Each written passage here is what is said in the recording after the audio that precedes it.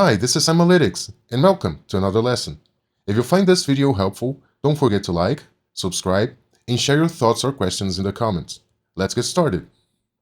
Whenever you want to change the background in the Power BI visual and make it transparent, all you have to do is just select your visual and then go to the formatting options and then select General and Effects.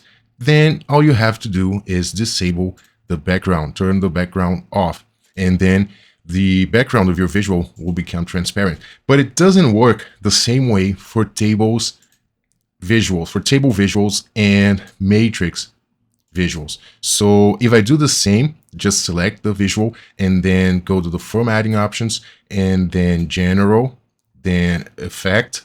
And if I just turn off the background, I still will have a color in the background of the table. To disable this colored background, there's one more step I have to take. I have to go to the formatting options again, then instead of General, I'll select Visual, and then in Style Presets, I have to choose None.